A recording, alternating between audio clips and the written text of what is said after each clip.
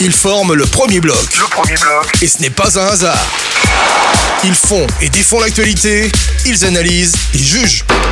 Ils donnent les vraies réponses. C'est cela, oui. Le premier bloc. C'est sur Planète Hockey, la radio.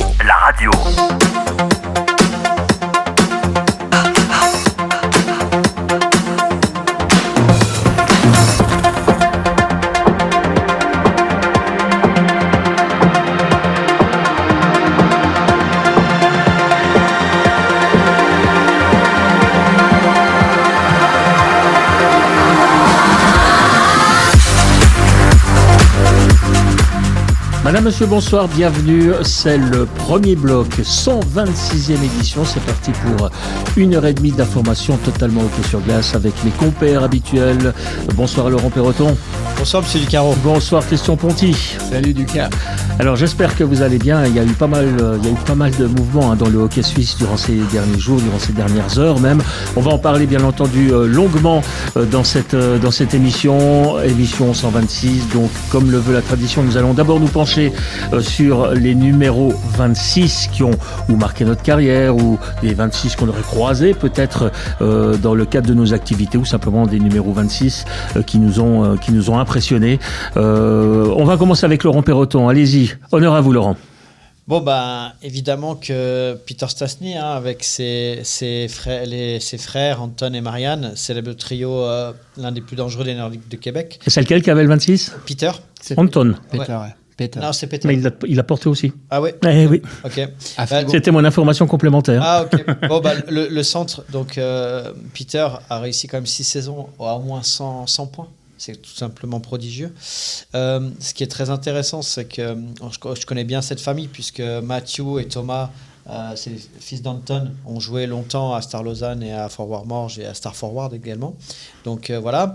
Et puis après, évidemment Martin Saint-Louis qui a joué en NHL à Lausanne en 2004-2005. Mats Naslund, Paul Stastny. C'est le fils de Peter et Patrick Elias.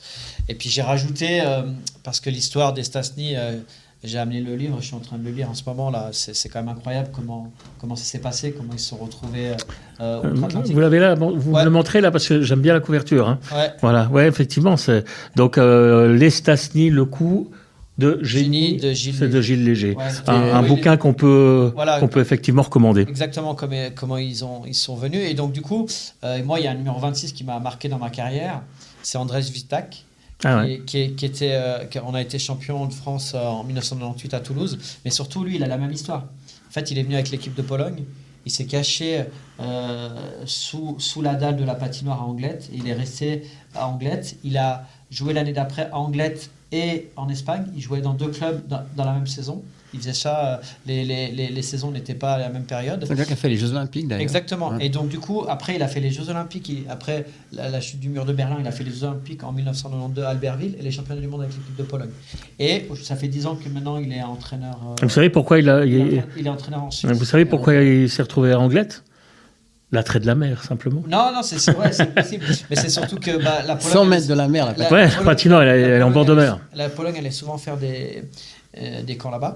Et finalement, ça fait 10 ans qu'il est en Suisse et maintenant il entraîne les U15 élites à Montaix. Non, à HC Valais Futur. Ah ouais. HC Valais. Ouais, en fait. Ouais. Mais il était longtemps. Pour finir, Kevin Fay, capitaine du HC Ajoa. Et je vous ai trouvé un nom. Là, c'est pour vous. Allez-y. Gus van der Keyse, du HC Davos, de 2007, qui joue en Liga et la numéro. Doit être un peu belge. Exactement. Et David Abichard. Ou hollandais. Ouais. Absolument. Voilà pour mes numéros 26. Bon, Christian Ponty, allons-y. À part les Stastny, parce que j'imagine que vous les avez retenus aussi. Mais je veux juste compléter ce que Laurent a dit, parce qu'effectivement, les Stastny, c'est bien plus que juste les Stastny, c'est un petit peu comme aller à la boxe. Stastny, pourquoi ils sont aussi bien adaptés au Québec ? Parce que déjà, effectivement, il y a leur histoire qui est digne d'un roman de la RDA à l'époque, des pays de l'Est. Donc, ils sont évadés lors d'un tournoi en Autriche, mais ils en ont laissé un sur le cargo, c'était Marianne. Et Marianne, moi, je l'ai eu comme entraîneur. Et il nous a raconté, en fait, leur histoire. C'était incroyable parce que Marianne les a rejoints après. Et il faut voir que Peter est arrivé, il avait 20 ans. Il a fait Rookie of the Year la première année. Non, c'était Anton qui avait 20 ans. Peter avait 22. Et puis, Marianne était un peu plus âgée. Et lui, il a fait 109 points à sa première saison nordique au Québec. Et ce qui les a rendus hyper populaires au Québec, c'est que très rapidement, ils ont parlé français. Et ils ont aussi lutté pour l'autonomie de la Slovaquie versus la Tchéquie, ce qui était le même combat que les Québécois avec le Canada. Et c'est pour ça qu'ils ont été aussi bien adoptés, à part le fait que c'était d'excellents joueurs de hockey, évidemment, mais ça les a rendus d'autant plus populaires. Et puis bon, à titre personnel, Marianne, moi j'avais eu que mon entraîneur à Morges, et après il a ouvert, lui il est resté, c'est le seul qui est resté au Canada, il a ouvert un golf, etc. On est allé le visiter, c'était vraiment un truc incroyable. Puis pour revenir à Martin Saint-Louis, il a quand même fait un passage à Lausanne, et quand il a fait son passage à Lausanne, c'est l'année où Lausanne a été reléguée, c'était assez compliqué, mais lui, quand il a joué, c'était bien, sauf qu'il est parti un peu comme un voleur. Il a laissé un mot dans le... Sa femme était enceinte, puis qu'elle savait un peu... Ouais, fait des histoires parce qu'en gros, il voulait pas que sa femme accouche en Suisse, comme si on n'avait pas les hôpitaux dignes de ce nom. Bref, comme quoi la femme des jours, c'est important. Puis alors, en relation avec ça, je voudrais citer Cole Caulfield, qui est le numéro 26, dont l'idole était autre que Martin Saint-Louis, qui est son entraîneur aujourd'hui. Exact. Et... aujourd'hui, Cole Caulfield a changé de numéro. Il a pris le 13 de Johnny Gaudreau. Johnny Gaudreau. En hommage. Voilà, exactement. Absolument. Et si tu fais le 13 x 2, ça donne quoi? 13 x 2, 26. Mais voilà. Bah oui, Belle c'est histoire. clair. Belle histoire. Bon, moi de mon côté, il faut jamais être dernier dans cette rubrique, parce que je vais quand même ajouter Marc Reichert, du SCB, ancien international bernois, qui, moi j'aimais bien son style de jeu, c'est un peu rentre dedans aussi quand même, c'est un bon joueur qui donnait beaucoup de dimension physique, on va dire, également à son équipe, et il manque un peu. Moi j'aimais bien Marc Reichert, c'est encore un joueur d'ancienne génération, mais qui avait déjà les qualités que l'on demande aujourd'hui à une Check-in Light.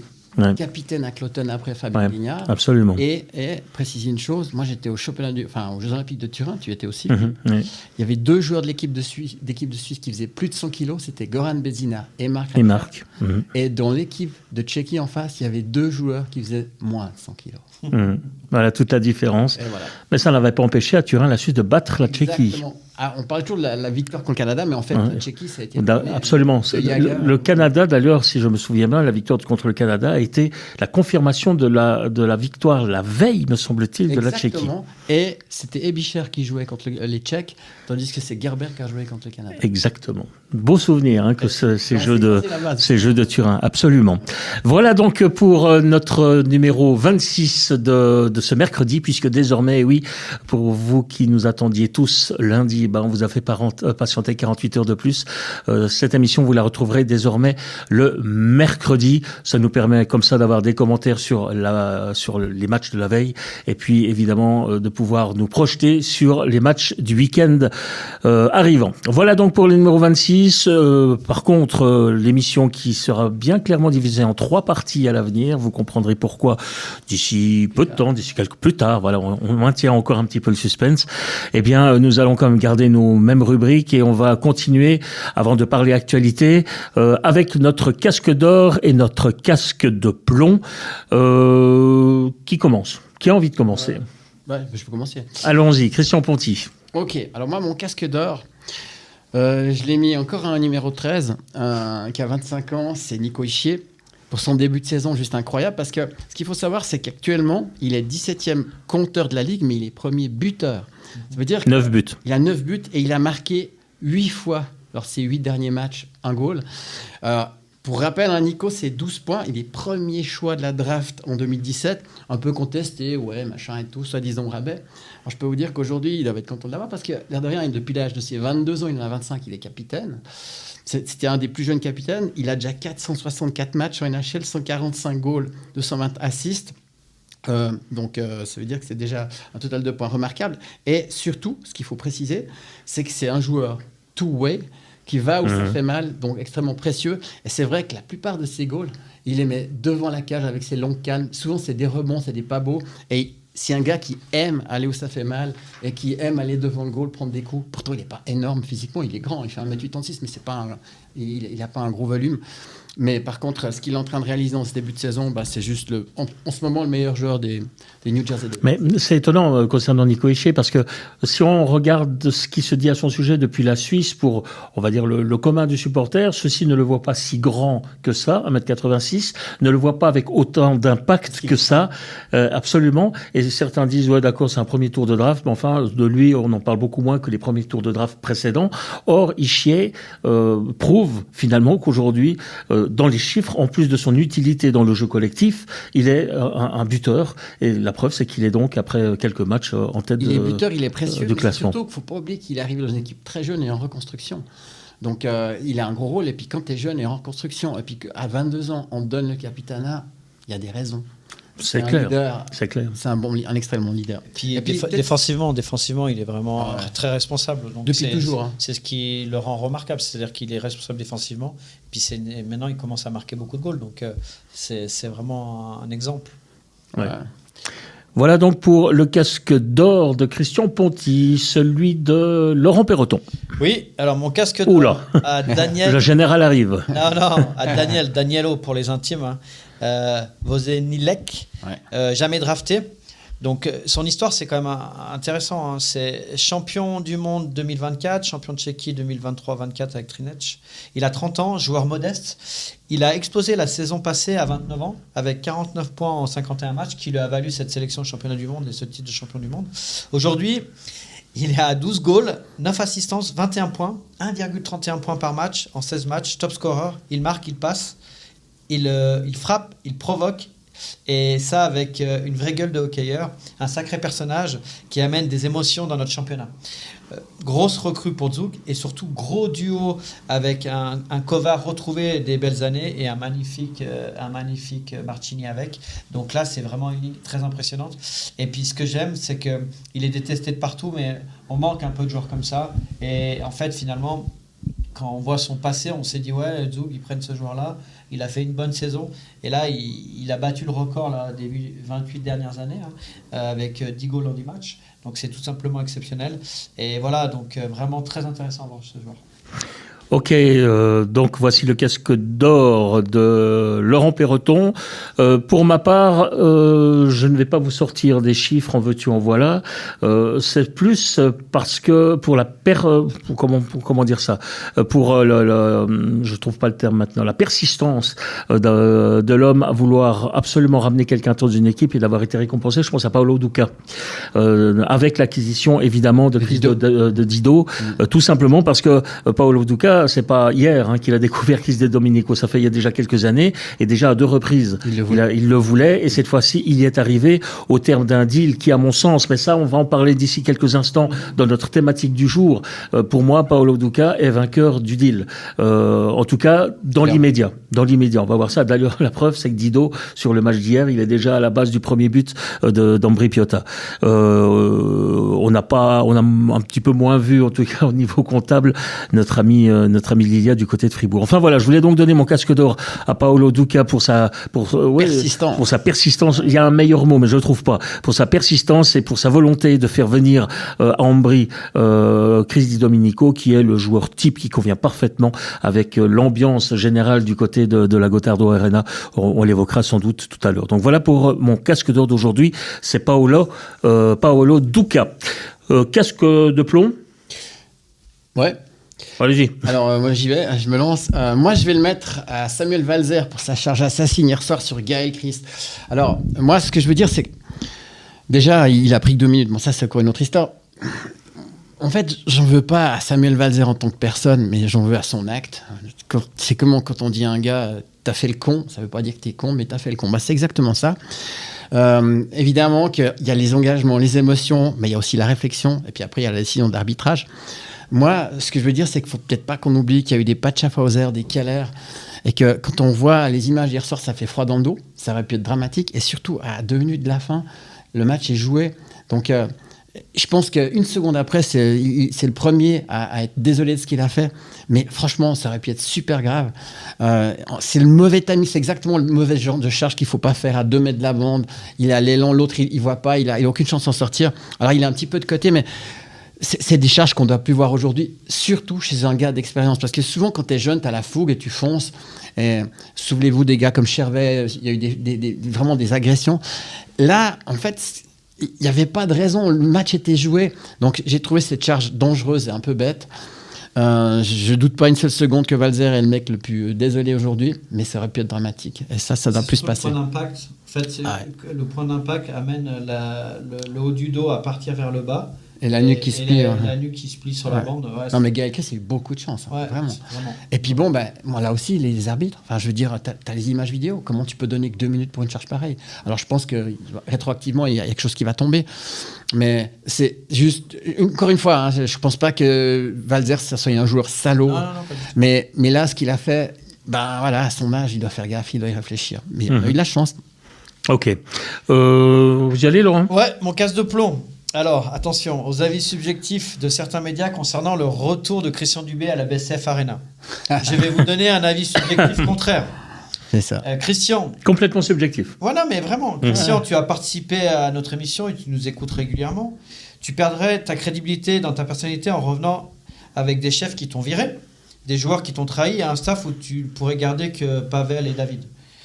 Le deuxième point, ton nom est sur le haut de la pile de certains directeurs sportifs pour peut-être être head coach de 3 équipes à la pause de l'équipe nationale, selon les résultats. Et de grosses équipes. Voir la saison prochaine dans des organisations où tu pourrais atteindre le Graal. Troisième point, tu as tout à perdre médiatiquement, sportivement, humainement en revenant à Gauthieron alors que tu es payé. Tu peux te reposer, te remotiver tout en sirotant du pina colada aux Bahamas. Quatrième point, tu pues le hockey, et ça c'est un compliment. C'est un compliment parce que pour moi, c'est un gars qui, lorsqu'il est sur le banc et qu'il y a des choses qui se passent, il sent avant les autres et c'est un très bon coach. Tu as beaucoup de défauts, beaucoup comme moi, mais tu as énormément de charisme, tu es original et surtout tu es un winner et donc tu ne peux pas revenir à Gauthieron. Donc voilà mes 4 points. Ça tient la route, hein?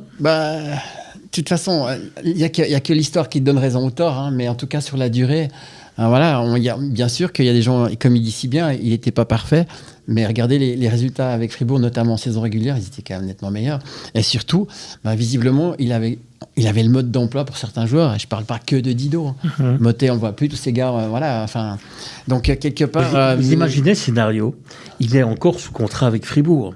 Ouais. Ça veut dire que si Fribourg l'appelle pour reprendre le poste... Moi, je dis, il ne viendra jamais. Il est obligé, contractuellement. Ou à ce moment-là, Fribourg... Je ne sais pas, je ne connais pas la nature même de son contrat, mais imaginez... Puisqu'il est encore sous contrat, donc théoriquement, tu dois être à la disposition de ton patron. Si ton patron te dit viens au boulot, tu vas au boulot. Si tu vas pas au boulot, c'est un motif pour casser ton contrat. Ouais, mais d'accord. Mais c'est un motif pour le patron alors à ce moment-là, de casser ton contrat et donc de faire de l'économie encore de quelques mois de salaire, même s'il y en a de moins en moins. Non, mais là, je pense qu'ils ont déjà assez de problèmes comme ça. Oui. Mais je vous parle d'un scénario improbable, mais ça existe. S'il l'impose, il peut aussi venir en claquette. Hein. Moi, ce que je veux dire, c'est que... Au niveau de la législation, je pense qu'avec le tribunal arbitral du sport, si ça va devant après, lui, il peut aussi dire que c'est un licenciement abusif. C'est un licenciement, tu peux pas rappeler les choses. Il n'y a pas de licenciement abusif si tu refuses de retourner au travail. Est-ce que dans un contrat, c'est marqué dans un contrat que si les résultats sont pas bons, tu vas te faire virer? C'est jamais marqué. Non. On devrait le rajouter. Je pense que c'est valable seulement si bon résultat. Je pense que ça pourrait faire une jurisprudence. Et puis, c'est justement que ça veut dire que ça va vraiment pas bien. Que si on est dans un premier cas dans le monde sur du sport comme ça, je pense qu'il y a d'autres solutions, mais on va y revenir dans notre thématique. Ouais. Bon, je termine rapidement avec mon casque de plomb parce que le temps passe vite déjà pour cette première partie. Mon casque de plomb, c'est très égoïste, c'est par rapport à planethockey.com. On a la prétention sur Planet Hockey de vouloir vous montrer un maximum de hockey tous les jours et notamment les highlights des matchs, en tout cas des clubs romans. Et il y a des clubs, alors on ne le cache pas et d'ailleurs c'est la seule possibilité pour nous, c'est d'aller récupérer ces highlights sur YouTube. La d'ailleurs c'est bien signalé sur le site. Le seul problème, c'est que tous les clubs romans ne jouent pas le jeu. Et certains se plaignent justement qu'on parle pas assez d'eux ou qu'on pourrait encore en mettre plus en évidence leurs sponsors. C'est justement l'occasion, en mettant à disposition les images par YouTube, de les voir encore, d'avoir plus de visibilité. Or, aujourd'hui, Lausanne, pas de problème. Genève, pas de problème. Ajoie, avec un petit peu de retard, mais pas de problème. C'est plus compliqué avec Bienne et avec Fribourg qui ne mettent pas à disposition les images de leur match. Et ce sont des images, et c'est pour répondre aussi à une question d'un auditeur, on nous demande par exemple aujourd'hui pourquoi on n'a pas des images de Fribourg. Simplement parce que le club alémanique recevant les droits. C'est pas vrai. Non, c'est pas une histoire de droit, c'est que selon le club, tous les clubs alémaniques ne le font pas non plus, et du coup, on n'a pas la possibilité de récupérer les images venant de l'adversaire de Fribourg ou de l'adversaire. Ils jouent pas le jeu dans l'autre sens. Voilà. Donc, c'est presque un appel égoïste de la part de planethockey.com, c'est de dire au club, s'il vous plaît, faites le petit effort de mettre les résumés des matchs qui sont à votre disposition sur les réseaux sociaux, notamment sur YouTube, et comme ça, nous pouvons les redistribuer correctement à nos auditeurs et parfois téléspectateurs. Et ça tombe, il n'y a pas un ancien gars de la RTS que tu connaissais bien? Oui, mais bon, son pouvoir avec les années devient de plus en plus limité. Bon, voilà. Autrement, il y a la possibilité de revoir les highlights sur lesmemboules.ch. Bon, allez, chacun fait sa petite pub. Voilà. C'est bon, on va pouvoir aborder la thématique du jour. Alors attention, tadam, la thématique du jour. Yes. Dans le deal entre Fribourg-Gotteron et Ambri-Piotta, qui est gagnant, à savoir on échange Chris Di Domenico contre Jacob Lilia. Quelle est la formation, quel est le directeur sportif qui a remporté l'échange? On commence avec Christian Ponty. Bon, vu de l'extérieur, ça paraît quand même être du côté d'Ambri. Pourquoi? Parce qu'ils vont ils cherchaient un gars pour remplacer Hanks, un buteur. Donc potentiellement Dido c'est un buteur. Ensuite, en termes de tempérament, je pense que Duka est loin d'être bête et il sait très bien que c'est un gars qui est fait pour jouer en Levantine. Dido était très bon quand il jouait à Langnau. Moi, je pense qu'il est bon, entre guillemets, dans les petits clubs. Et puis, l'autre chose aussi, c'est que moi je pense que, franchement, Dido, il a besoin d'un chef qui respecte. Et justement, avec Duka et Chereda, moi j'ai l'impression que ça peut cadrer. Mais c'est des gars de 2-3 saisons. Après, ils sont très usants. Pour rappel, un autre gars qui a été le roi du village, c'est Todelik à Langnau, exactement comme Dido. Donc, en termes de profil, je pense que Dido, ça va cadrer à Ambri. Et je pense que s'il y a un truc qui va cadrer à fond, c'est avec les supporters. Et c'est un gars qui a besoin d'émotions. Donc, il va se retrouver dans un chaudron d'émotions. Après, il va falloir le maîtriser. On sait aussi que Chereda, c'est aussi justement quelqu'un qui est bon avec les émotions. Donc, pour moi, ça peut matcher. Après, moi, de l'autre côté, j'ai l'impression que Gerd, il devait faire quelque chose. Absolument. De toute façon, garder Dido dans ces conditions-là, c'était compliqué. Et puis, donc, dans l'échange, on ne connaît pas au niveau économique. Est-ce que chacun paye son joueur et puis ça continue comme ça? Mais Lilia, effectivement, il peut cadrer avec les étrangers. Maintenant, ce qu'il faut aussi voir, c'est que, d'après ce qu'on sait, Fribourg cherche un buteur. Donc, à quelque part, si moi je dois donner un vainqueur dans l'immédiat pour l'utilisation directe, je pense que c'est Ambri avec Dido. Mais ça reste à contrôler. Et puis surtout, Dido, avec l'orgueil qu'il a, avec un début de saison comme il a fait, à mon avis, il va faire tout pour prouver que Fribourg s'est trompé. C'est ce que je pense. Laurent Perroton. Moi, je pense que c'est Fribourg qui a gagné le deal. Et je vais vous expliquer pourquoi. Je vais donner mon avis. Fribourg a gagné le deal parce que ça fait 10 jours déjà que Dido veut partir. On a eu pas mal de gars de l'entourage du club qui nous faisaient part de ça. C'était très très compliqué. Mais pourquoi? Parce que Dido, c'est un orgueilleux, mais c'est un fidèle. Et il n'a pas du tout accepté le licenciement de Christian Dubé. Et surtout, quand ça a commencé à pécloter dans les résultats, il y a des gars qui ont demandé la tête de Christian Dubé qui ont commencé à pleurer. Et ça, pour lui, c'était inacceptable. Donc ça, c'est le premier point. Le deuxième point, la rupture a été consommée. J'ai entendu hier un consultant parler d'attitude négative sur le banc le dernier match envers les deux coachs. Moi, ce qu'on m'a rapporté, c'est plutôt l'inverse. C'est-à-dire qu'on n'a pas du tout respecté Dido et Dido a un peu explosé, sachant qu'il allait partir. Après, on lui reproche de ne pas avoir été voir les deux coachs. En fait, il a été voir la direction au-dessus, mais parce qu'il n'y avait plus de respect. Et lui, il est comme ça. Quand il n'y a plus de respect, il va avoir au-dessus. Et là où je dis que c'est Fribourg qui a gagné, c'est que, en fait, Gerd, en faisant ce move, avec Lilia, ça permet d'avoir peut-être un joueur d'impact qui gagne du temps pour Wallmark et Sorensen. Ça permet aussi d'avoir un Suédois supplémentaire, sachant qu'il y a Roger Rönnberg qui doit arriver, mais peut-être qu'il va arriver avant. On ne sait pas comment ça va se passer. Donc ça calme un peu le vestiaire. Ça met aussi de la pression sur les joueurs. En faisant ce move-là, ça met de la pression sur les joueurs qui ont demandé la tête à Dubé, parce que c'est une des raisons pour lesquelles il est parti. Après, sportivement, c'est vrai que pour Ambry, c'est magnifique. Et moi, je rêve d'une ligne Haim avec Kubalik et Di Domenico, c'est clair. Mais je pense que la ligne des 3 Suédois peut aussi faire du bon job. Et c'est là-dessus où il a été malin, Gerd, c'est que finalement, il a vu comment ça dégénérait et il n'y avait plus du tout de respect. Et pour Dido, Saro et puis Edmond n'étaient plus dans ses cordes, ne correspondaient plus à ce qu'il attendait. D'ailleurs, quand il fait cette déclaration où il dit le hockey est censé être fun et ce n'est pas le cas, c'est des attaques directes, frontales. Et je crois que j'ai trouvé qu'il s'était quand même renouvelé dans le jeu, où il a moins de patinage, donc il porte moins le puck, mais il est toujours aussi subtil. Et je crois que, comme disait Christian, c'est un joueur de village. Hein. Langnau, Ambry, ça va lui réussir. Mais n'empêche que c'est une décision forte de Gerd Zennezorn. Et pour moi, il a gagné le deal parce qu'il a enlevé une grosse épine du pied au staff actuel ou au staff qui va arriver. Mais on dit généralement que Dido, c'était, en tout cas la saison passée, un peu la locomotive de Gauthieron. Il tirait tout le monde avec lui. Offensivement. Voilà. Et aujourd'hui, il sera vraisemblablement une des locomotives d'Ambry Piotta. Dans l'échange technique, Gauthieron, alors d'accord, Dido n'était plus la locomotive de ses débuts de saison et on a vu que Gauthieron ne tournait pas. Dans l'échange, est-ce que Lilia est capable d'être une locomotive? À mon sens, non.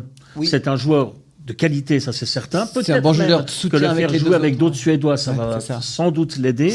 Mais ce n'est pas du tout la locomotive qu'il faut. Donc aujourd'hui à Fribourg, qui sera la locomotive? À part Sorensen, s'il retrouve.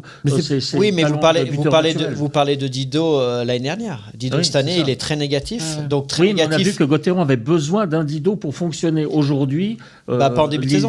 Ça n'a pas fonctionné. Et du coup, ça n'a pas fonctionné parce que Dido n'était pas là. Du coup, est-ce qu'aujourd'hui, où est la locomotive de Gauthieron? Alors, moi, je vais vous répondre. À mon avis, ils sont en train de chercher un buteur et puis surtout. Mais comme tous les clubs. Non, mais il y en a sur le marché. Mais la problématique, c'est que d'avoir un Dido qui n'a pas envie d'être là, qui n'aime pas les coachs, ça devient une pomme pourrie. C'est pas une pomme pourrie, c'est un nuage noir. Parce que moi, j'aime pas pomme pourrie. C'est un nuage noir. Et en fait, il en veut à certains. Il en veut à certains parce que il est revenu à Fribourg parce que il était sous la tutelle de Christian Dubé. Et lui, il comprend pas dans le move pourquoi on n'a pas fini avec la fin de contrat avec Christian Dubé, qui est un excellent coach. Et puis à l'année prochaine, changer de staff, lui il était en fin de contrat et ça lui allait très bien. À penser ça, hein. Ça lui allait très bien, Sauf que on a voulu faire de l'autoritarisme avec lui, on a voulu ce qui s'est passé contre Langnau. Ok, il a pas des bonnes attitudes, mais t'as les pénaltys, t'es mal classé, tu l'envoies pas tirer. C'est clair que ça va mal se passer. En plus, comme il savait qu'il allait partir, ça lui a permis aussi de dire ce qu'il pensait devant tout le monde. Ce n'est pas bon non plus, mais on l'a amené à cette situation. Et ce qui l'a rendu le plus fou, c'est quand il y a des joueurs qui ont commencé à se plaindre sur le coaching staff actuel, alors que c'est eux qui ont voulu la tête à Dubé. Et ça, il a plein de défauts, hein, mais il y a un truc que tu peux pas lui enlever, c'est infidèle. Il est droit dans ses bottes. Et puis il est droit dans ses bottes. Donc ses actes, il les assume. Et là, moi, je lui donne quand même pas mal raison. Mais c'est peut-être qu'il faut aussi préciser, c'est qu'effectivement, ça date pas d'aujourd'hui, ça fait bien plus longtemps qu'il veut partir. C'est pas vrai. Ça fait 10 jours. Ça fait exactement 10 jours. Il a déjà annoncé à des proches. Nous, Christian était avec moi, on a reçu un téléphone et la personne nous a parlé de tout et de rien et puis est venue sur ce sujet-là qui est vraiment proche de l'organisation de Fribourg. Donc c'est clair qu'il traînait son spleen et voilà. Et c'est pour ça que là où je dis où Fribourg a gagné, c'est qu'ils ont enlevé une bombe de leur vestiaire. ils ont donné un peu plus de liberté au staff pour les voir à l'œuvre jusqu'à la pause de l'équipe nationale. Et puis surtout, ils ont fait venir un Suédois qui va peut-être, avec le nouveau coach, s'intégrer dans un système et qui va peut-être pouvoir développer, parce qu'il a quand même des qualités, ce joueur, et tout en cherchant un buteur en même temps. Donc c'est là-dessus, politiquement, enfin c'est un mélange de politique et de sportive, de côté sportif que pour moi, Gerd Zonhoven a gagné le deal. Moi, je pense pas que spécialement Fribourg a gagné. Moi, je pense qu'ils peuvent être gagnants les deux. Parce que, comme j'ai dit... J'allais dire match nul. Ouais, exactement. C'est ça. À entendre vos arguments. Moi, je dirais 55-45. Quelque part, tu enlèves un nuage noir, mais peut-être que tu vas amener du soleil dans un autre vestiaire et vice-versa. Et donc, tu vas, à quelque part... De toute façon, il y a une chose qui est sûre. Ça veut dire qu'aujourd'hui, mais Lilia, on attend quoi de Lilia sur la glace? Support des Suédois. Pour moi, je ne peux pas plus que ça. Moi, je vois ça comme ça. Je le vois en support, et puis du coup, en fait, moi, j'ai un vrai problème avec le line-up. Schmid, c'est un joueur qui n'a pas son développement qu'il mérite. Il est responsable sans doute, mais Jaeger, il y a 2 ans, on parlait que de Schmid et de Jaeger dans cette émission, vous en rappelez, et il y en a un qui a explosé et l'autre pas, mais pourtant il a des possibilités, et c'est un centre naturel. Donc il n'a rien à faire à l'aile avec les deux Suédois, et je pense que la solution, c'est Lilia qui va leur créer de la place, et ça permet aussi à Berchi de repasser à l'aile, où il est excellent pour jouer avec Delarose.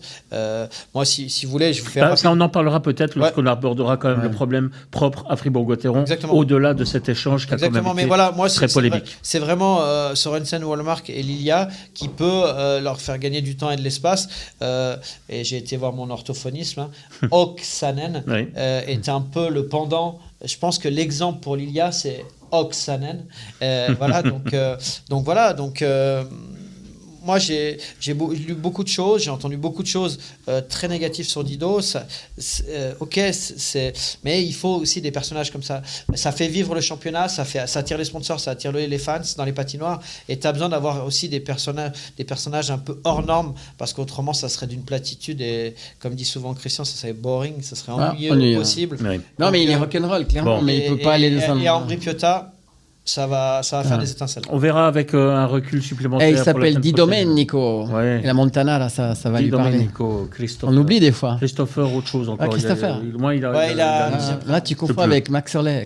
Christopher Max Orley, il a un prénom derrière. Mais je crois que vous en avez combien, vous, des prénoms? Moi, c'est Christian Olivier. Christian Olivier. Oh là là. Laurent. Moi, j'en ai qu'un seul. Laurent, comme moi aussi. Philippe, tout court. Ils sont pas pris la tête. J'ai un record dans ma famille, c'est ma mère. Ah ouais. Madeleine, Gisèle, Elisabeth, Marie-Guylaine. Ah, mais ça, c'est les catholiques. Vous imaginez sur le... Ça, c'est l'arbre généalogique, carrément. Enfin, ça, c'était à l'époque. C'était comme ça. Au passage, salut maman. Voilà. Voilà, c'est dit. Fois. Messieurs, terminé pour cette thématique. Mais on pourrait encore effectivement débattre pendant longtemps. On reparlera de Fribourg dans la 3e partie de cette émission. Première partie terminée. On se retrouve dans un tout petit instant pour effectivement aborder la 2e partie où ça sera très actu. Puis ensuite, dans la 3e partie, on vous le dit déjà, il y aura le solde des clubs romans, et puis nous aurons les questions, les rondelles, etc., etc. Allez, on se retrouve dans un instant.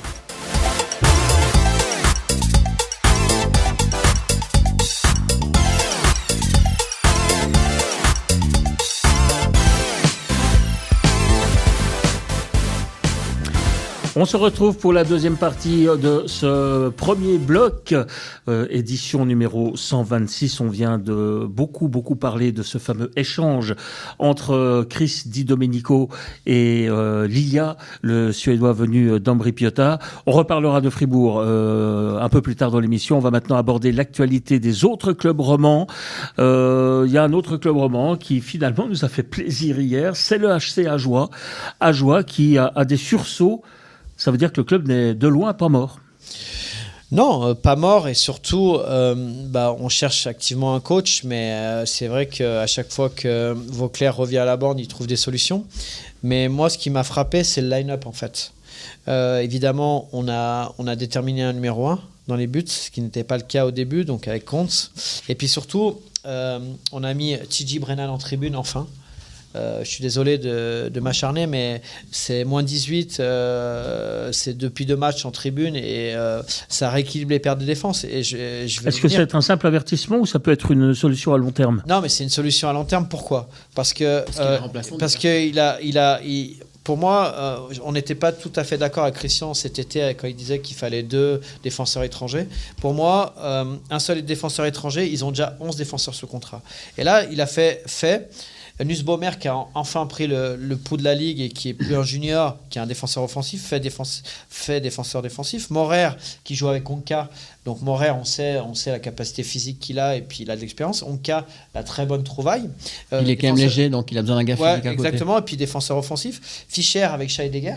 Fischer, joueur expérimenté qui se rapprocherait un peu de Morer dans le style, et Scheidegger qui est un joueur offensif. Et puis après, on a fait revenir la ligne qui marchait bien. Pilet qui n'avait pas joué depuis, qui était complètement aux oubliettes avec l'ancien coach, avec Thierry. Et surtout, ça permet quoi ? De reformer De Vos Hazen. Mais qu'est-ce qui manquait avec de la vitesse et un playmaker, un gars qui est tellement fort. Et là, Turkelainen, et on a vu hier soir, ça a créé tellement de chance et ils ont été très très bons. De Vos, ça a été exceptionnel hier soir. Natinen avec Palvé, et là où je suis pas tout à fait d'accord avec Vauclair, c'est qu'il a mis Sopa. Moi, j'aurais mis Pedretti plutôt, parce que Pedretti il a l'habitude de jouer avec des gros joueurs et puis il a beaucoup plus d'impact physique. Sopa, c'est un joueur qui va un peu partout, qui a beaucoup d'énergie, mais peut-être que Pedretti il est un peu plus expérimenté et subtil. Après, il a mis Vecca, Tins avec Frossard et Louis Robin, le jeune, qu'on a fait venir en 3e bloc. Et la 4e ligne qui est très très bien. Là, c'est Boson, Runquist, Pedretti, mais on peut faire une rocade avec Sopa. Et là, l'équipe, elle est très équilibrée. Le seul problème avec tout ça, c'est que lorsqu'ils ont des back-to-back, c'est compliqué physiquement parce qu'ils donnent beaucoup. Ils donnent beaucoup, puis ils tirent sur certains joueurs. Mais si le mardi, ils arrivent à gagner, puis le samedi, sur les back-to-back, ils en gagnent 6 points par semaine, ils vont remonter, ça va vite remonter au classement. Donc, non, il a vraiment réussi à vite manager cette équipe. Vous me permettez de faire une remarque ? Oui. Pourquoi est-ce que Julien Vauclair ne va pas chercher plus loin que lui-même le nouveau coach ? Parce qu'à entendre ça, parce qu'à entendre ça, finalement, c'est peut-être lui, et il le prouve depuis maintenant 3 ans, que chaque fois qu'il a repris l'équipe, celle-ci est quand même partie en s'améliorant. Attends, avant qu'il développe Christian, moi je veux juste dire quelque chose. Aujourd'hui, quel est le poste le plus confortable dans le hockey professionnel ? C'est directeur sportif. Confortable ? Ouais, directeur sportif. Ouais. Si vous êtes assez malin et que vous avez le président dans la poche, c'est le directeur sportif. Parce que vous arrivez toujours... Bon, alors peut-être à Ajoie, justement, parce qu'il n'y a pas de grand... Non, mais il y a du travail. Oui. Mais par contre, théoriquement, vu les moyens... Et là, qui gicle en premier, c'est toujours l'entraîneur. C'est toujours l'entraîneur, donc, mais... Donc, lui, il a envie de durer. Moi, j'ai été étonné quand même que Wolven saute aussi facilement. Après, parce que justement, je me suis dit, c'est l'endroit où, de toute façon, on ne peut pas avoir des exigences énormes. Alors d'accord, il fallait stopper une série, c'est clair, il fallait faire des points, mais le cas de Ajoie, il est déjà réglé, à mon sens, pour cette fin de saison. Ajoie va de nouveau devoir sauver sa peau pour rester dans l'élite. Donc, en fait... Peut-être qu'il avait besoin d'un peu plus de temps, Wolven. Alors là, quand je vous entends... Je ne crois pas. Ouais. Je crois pas. Il y a quand même un truc qu'il faut quand même bien dire, parce qu'on parle de 2 jobs différents. Hein. Mais émotionnellement, un coach, c'est tellement exigeant. Et Wolven, c'est quelqu'un à fleur de peau. Et quand tu es dans une spirale de défaite, on dirait... Alors évidemment, il n'en est pas au même point, hein, mais Vauclair, il arrive à surnager, il reste en dessus de ses émotions. Et moi, je dis toujours, c'est un classique, mais quand dans une tribu, il y a plus d'Indiens que de chefs, ça ne marche pas. Lui, c'est le chef. Regarde, l'exemple, le gardien. Il a choisi un gardien, il joue, il a la main chaude, mais il n'y a pas de 15 000 questions, on dirait que c'est toujours très clair. Et moi, je l'ai dit à la fin de saison passée, je dis, le meilleur candidat, je pense que c'est Vauclair, mais je pense aussi que lui, peut-être aussi, qui sait que le métier d'entraîneur, c'est un peu comme Stoney. Steinegger, c'est le même principe, il sait le faire. Mais émotionnellement, c'est pas le même job, ça n'a rien à voir. Et puis, mais par contre, ils ont les capacités de dépanneur. Est-ce qu'ils ont envie de le faire ? Visiblement, non, je pense pas. Mais surtout qu'en Liga, d'avoir le double casquette, c'est pas possible aujourd'hui. Non, c'est impossible, exactement. C'est pas possible. D'ailleurs, Dubé l'a fait un moment, mais ça a été compliqué. Après, moi, je voulais juste dire un truc. La première chose pour moi qui est flagrant, c'est qu'il a ramené le plaisir, les sourires. Regarde, et ça, c'est hyper important. Surtout quand malgré tout ce qui a pu se passer, les plaisirs, il a ressuscité De Vos. Même malgré son skate. Et moi, je trouve que sa trouvaille, c'est d'avoir mis un Finlandais et pas les mettre tout le temps les 3 ensemble. Turkulainen, il match hyper bien Kazen. Vous avez vu les interviews d'Alain, ils ont tous la banane. Ouais. Ça, c'est une belle trouvaille. Je trouve ça très intelligent.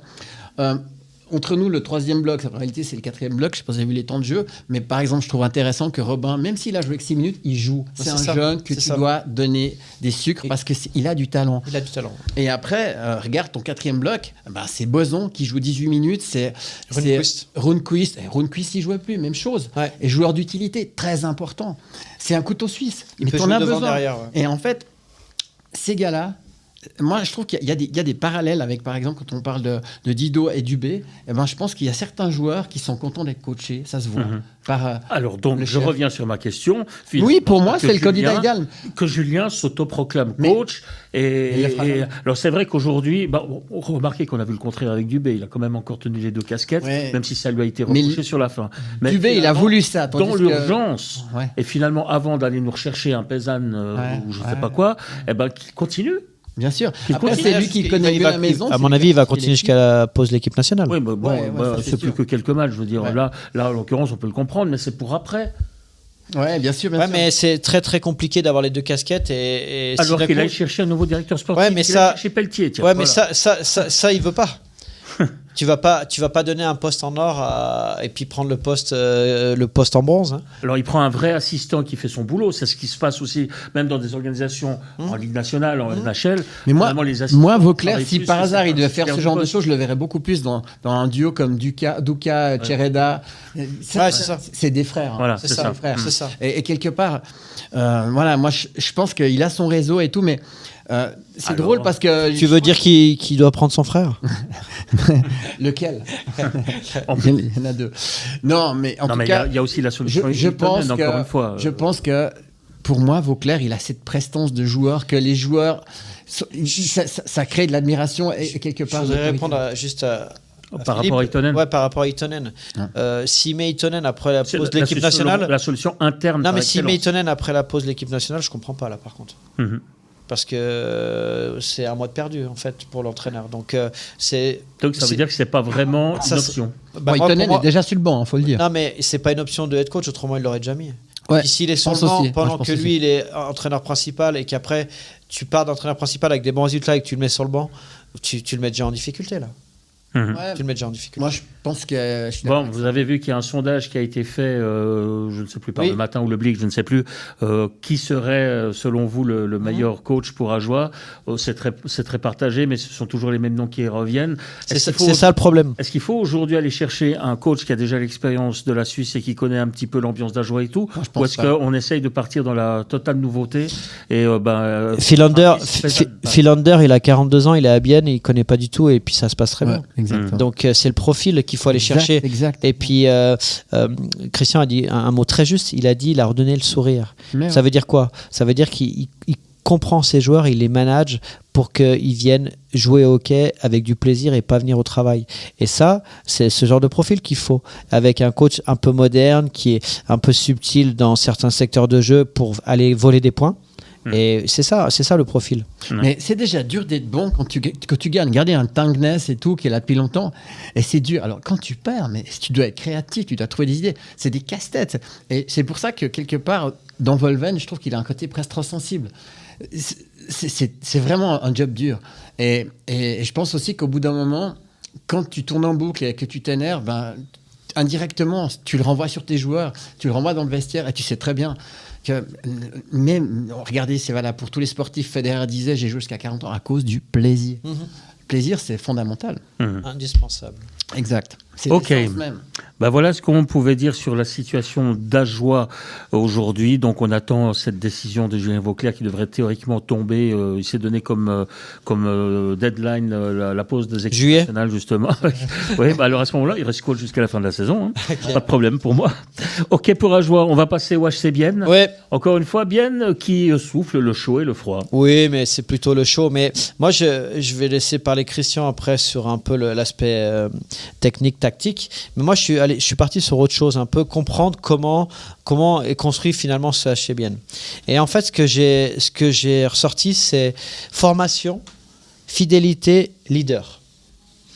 Formation, formé au club, Gaël Chris, 2004, Nicolas Blazing, 2006, Noah Delemont, 2002, Jérémy Berti, 2002, Gaëtan Haas, le capitaine emblématique, 1992, Matteo Reynard, 2004, Elvis Schlepfer, 2001 et Nolan Catin, 2006. Et entre guillemets, jusqu'en U15, Yannick Stempfli qui est parti après à Zug. Après, les joueurs de concession, les joueurs emblématiques qui durent longtemps. Brunner, 6 ans, il est en fin de contrat. Kunti, 6 ans, il est en fin de contrat. Hofer, il a 5 ans. Il a 5 ans déjà, il lui reste 3 ans. Grossman, il a 5 ans, il lui reste 2 ans. Tanner, il a fait 6 ans, il est en fin de contrat. Et puis après, les leaders, c'est ça qui m'a plus choqué. C'est 2 ans, Sateri, mais il lui reste 2 ans. Love, il a déjà fait 4 ans, il lui reste 2 ans. Yakovenko, 4 ans, il lui reste 1 an. Salinen, 2 ans, il lui reste 2 ans. Et Rayala, il a fait 9 ans et il lui reste 2 ans. Donc en fait, c'est aussi...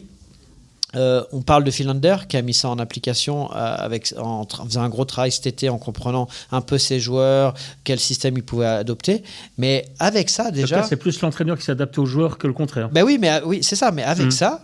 T'as déjà une base comment dire, avec un cœur immense, parce que t'as vraiment des fidèles parmi les fidèles. Et en fait, entre la formation, les leaders et puis les joueurs de concession, j'arrive à comprendre pourquoi Bienne arrive à avoir des si bons résultats avec un système défensif qui est très amélioré.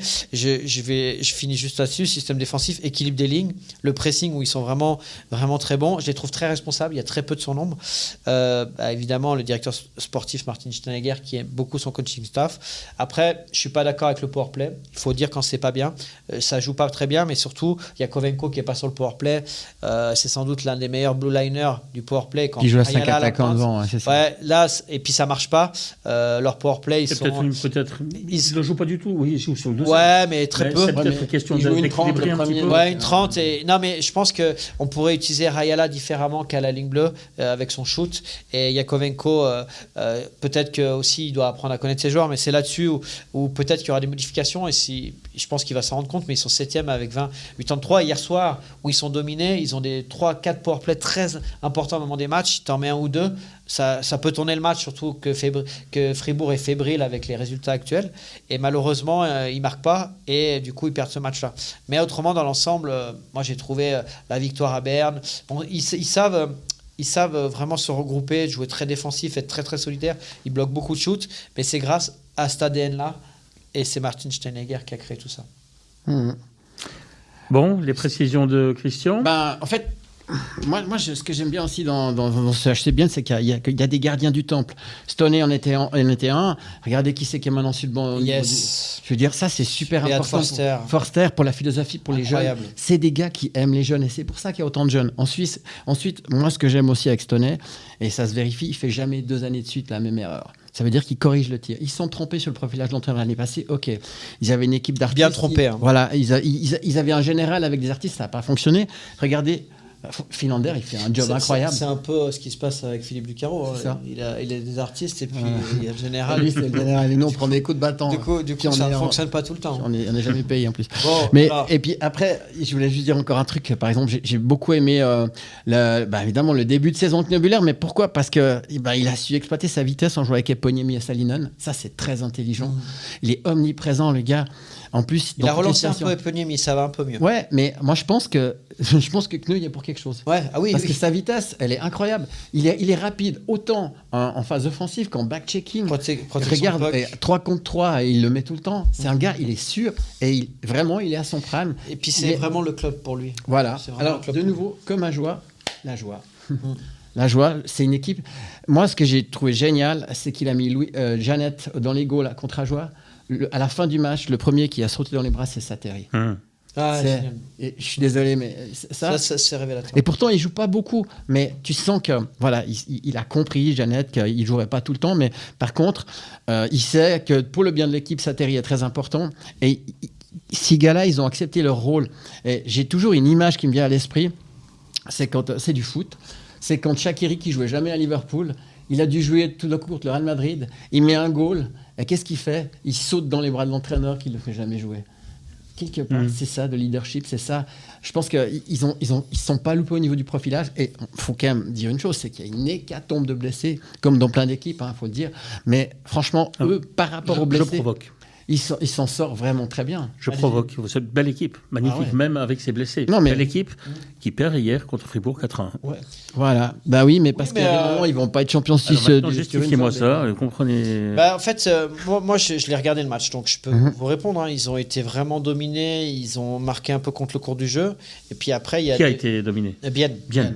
Ouais, et parce que en fait, Le match, je évidemment, l'ai pas vu, donc, avec tout ce qui s'est passé. Ils étaient victimes de la réaction de Fribourg. Voilà, exactement. Mais quelle Tout ce qui s'est. réaction. Non mais Un homme de moins dans le vestiaire, Ouais, et quelqu'un mais, qui ne sait pas vraiment non, mais distinguer. non, mais sur le premier match. publiquement, il y a des choses qui sortent et tout. Ça a été quand même compliqué. C'est compliqué dans le vestiaire. Et donc, du coup, il y avait une rébellion. J'ai rarement vu Fribourg être aussi intense au niveau du pressing, mettre des checks et tout. Et je me demandais qui c'était sur cette glace. Donc, ça veut dire qu'il y avait quand même une réaction. Mais là où ils ont raté le coche, bien, c'est que là où ils ont été très bons les autres matchs, et là, des fois, c'est aussi mental, c'est aussi des fois, tu as un peu moins de chance, c'est qu'à un moment donné, ils ont des surnoms. Berra. Facteur X hier, parce qu'on y reviendra sur Fribourg, parce qu'on a beaucoup critiqué Berra, mais je veux revenir sur les statistiques de ces derniers matchs. Et Berra, il a sauvé vraiment 3 grosses situations. Et là, si tu es mené au score, il y a 1-0, tu prends le 2, c'est un autre match. Tu le sais très bien, Philippe. Et c'est là-dessus où d'habitude, ils sont très concluants, bien, et ils ne l'ont pas été hier, et notamment leur powerplay. J'y reviens là-dessus. Mais le gros travail aujourd'hui de Philander et de son staff, c'est le powerplay. Parce que grâce à cela, comme ils jouent tellement bien défensivement, ils vont gagner des matchs, ils progressent, comme a pu faire Lausanne au fur et à mesure des années. Donc, c'est là-dessus où ils doivent améliorer les choses. Je pense que bien, il y a une équipe bien en place. Et puis, tu parles de Facteur X, mais dans le Facteur X, tu peux rajouter le fait que le powerplay de Fribourg a enfin de nouveau marché. Et Sateri, Disons que c'est le powerplay qui a souvent sauvé la mise en toutes circonstances. C'est ça. Déjà un petit peu cette saison et surtout la saison passée. Avec du beurre. Mais juste pour rajouter, Sateri hier, pas dans un grand soir. Un peu ordinaire. Il prend pas des soft goals, mais dans les arrêts propres qu'il a l'habitude de faire, ou dans ses déplacements où il est très rapide, il était un peu plus lent. Ça peut arriver à un match. Et à Bienne, si Sateri il n'est pas à son prime, et que ton powerplay ne marche pas, tu gagnes pas. C'est monsieur 50%, Ouais. c'est clair. Voilà. Ok, on passe à Lausanne. Ok. Alors, Lausanne, c'est finalement le représentant roman numéro 1 pour le moment, parce que c'est une équipe qui tourne, qui fait du spectacle, qui marque en powerplay, qui a donc réussi à gommer son gros déficit. Premier powerplay, juste voilà. 32-61, et le deuxième c'est Genève à 28-95. Parfois, sur la longueur, trouve les solutions. Oui, non, mais ça il a confirmé ce qu'on pensait depuis plusieurs mois. Ça a mis du temps à se mettre en place. Moi, là où je suis content, donc ça a été gagné à Genève 3-2 et 2-3, hein, et c'est vraiment un fait de match, hein. Ils ont été dominants, ils méritaient de l'emporter, mais lorsque Genève revient à 2-2, il y a le fameux poteau de Vatanen, ça part dans la bande, Rochette qui la chip, et puis Eponiemi qui part en breakaway, qui gagne le match. Après, ils ont perdu ce fameux match contre Ajoie, et là ils ont été soft. C'est la première fois que je vois Lausanne depuis bien longtemps. Suffisant. Ouais. Vraiment suffisant. Ils le savent, ils l'ont dit, il n'y a aucun souci avec ça. Après, ils ont été gagnés un gros match à Lugano, puis hier soir, très propre, avec un patch impérial 3-0. Mais surtout, moi, ce que je retiens, j'ai regardé un peu le line-up. Donc, Oksanen avec Somelaria, c'est le premier bloc indéboulonnable, et enfin on a un premier bloc, mais surtout on a trouvé un deuxième bloc exceptionnel avec Kokanen, Payuniemi et Rochette. Payuniemi qui revient, et Rochette à l'aile qui est bien mieux qu'au centre, parce que physiquement c'était compliqué par moment, et Kokanen, là où il est très intéressant, il libère du temps pour Rochette, mais il gagne énormément d'engagement, donc ça change beaucoup les choses. Et puis là, maintenant, ma question est la suivante, c'est Boson, Jaeger. Pour moi, je mettrais Raffel quand il est en santé. Tu as besoin d'une troisième ligne qui fait la différence. Parce que Boson et Raffel, ça tourne entre eux. Et puis quand Raffel est là, Boson n'est pas le même joueur. Jaeger, il est toujours à son prime. Holdener, Bougro, je pense que Prassel va arriver gentiment. Et c'est un joueur qui a été... Impact physique. Et un Ugly qui peut venir. Mais en jouant comme ça, avec autant d'étrangers devant, pour moi... Quand tout le monde sera revenu de blessure, moi je vois Pilot avec Gloser, c'est l'une des meilleures paires défensives, et Gloser a un rôle pour moi d'étranger, c'est-à-dire que tellement il est fort, il peut... Frick aussi, suivant comment. Et Frick sur le deuxième bloc avec Lennner, et les deux paires, c'est deux paires complémentaires, mais vraiment complémentaires, ils sont parfaits. Ouais. Marty Vuardou, et Fiedler, mais ça laisse Bayreuther et puis le Tchèque en tribune. Mais après, il peut y avoir une rocarde avec Bayreuther et puis Raffel, c'est à voir, et puis Pache et Keller. J'ai eu beaucoup de questions lorsque je vais à Lausanne, de gens, qu'est-ce que tu penses et tout. Moi, je vous le redis, Pache, Keller, ça va se développer encore. La seule interrogation... Il y aura une question d'ailleurs à ce sujet. La seule interrogation, c'est le premier match des playoffs, comment ça va aller. Mais Giannoni, Abicher, Gerber... Il y a bien un jour. Ouais, c'est ça. Donc voilà, et puis il est tellement fort techniquement et mentalement que moi, je ne vois pas trop de problèmes. Mais vraiment, ce que je retiens, c'est powerplay incroyable, tactiquement. En zone neutre, ils sont épouvantables. Genève, à part dans le bon sens du terme. Ouais, non, mais épouvantables et ils sont injouables. Ils te laissent jamais la possibilité d'aller en direction de ta cage. Dès que tu réceptionnes le puck, tu es en latéralité ou tu reviens dans ta zone.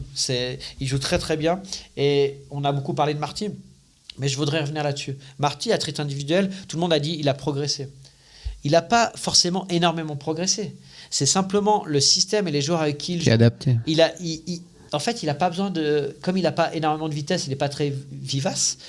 Il n'a jamais des vagues qui arrivent avec des mecs avec 30 mètres d'élan. C'est filtré devant lui. C'est très filtré. Ouais, c'est ça. Et du coup, il fait le boulot dans les arrondis. Il joue très très simplement. Il lui a appris à jouer plus vite et simplement. Et c'est un joueur parfait de soutien. Je rajouterais le match-up. Et là, il est très bon, surtout à domicile. Ward a gagné énormément de matchs au niveau du match-up, au niveau du coaching. Et ce qui me plaît... Dans la variation des centres, c'est les face-off. Ils ont progressé, puis ils ont vraiment des très bons joueurs de face-off maintenant. Mais surtout la variation des jeux. À tout moment, ils sont un peu plus défensifs, un peu plus offensifs, mais ça amène aussi des situations ça débloque des matchs et puis ils arrivent à gagner des matchs comme ça. Ouais, alors moi, pour compléter ce que tu dis, Laurent, moi, ce que je trouve déjà très bien, c'est la régularité de Lausanne. Sur les 5 derniers matchs, ils font des points tout le temps. Et ça, qu'ils soient à l'extérieur, à la maison, ils ont cette constance. 2 points de moyenne. Ouais, exact. Et il ne faut pas oublier qu'ils se prennent l'épée dans le tapis contre Ajoie. Ils font quand même un point, mais honnêtement, ils auraient pu faire même mieux. Après, ce que je trouve vraiment bien, c'est que j'ai l'impression qu'effectivement, Payumemi est enfin dans la bonne chaise. Ouais. Et puis surtout, parce qu'il n'en fait pas trop. À un moment donné, il est tellement étincelant je trouve qu'il joue un peu plus simple et finalement, ça lui réussit plutôt bien. Moi, j'aime bien Boson et puis j'aimerais bien savoir si un jour il va être re-signé parce que l'air de rien, ça devient chaud. On l'annonce du côté... Je peux te répondre? Ouais, il y a eu des bruits. Il y a eu des bruits. Ouais, oui, il y a eu des bruits. Pour être complètement transparent, j'ai des gens à l'intérieur du club à Lugano. Ce qui ressort un petit peu, c'est que on n'est pas forcément intéressé.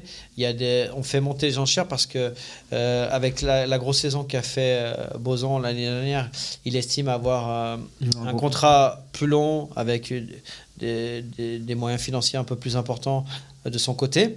On sait que du côté de Foust, on lui a demandé aussi de réduire la voilure avec le prix exorbitant. Ils sont en négoce. L'année dernière. Donc, du coup, on a réussi à placer des joueurs, mais qu'on paye encore.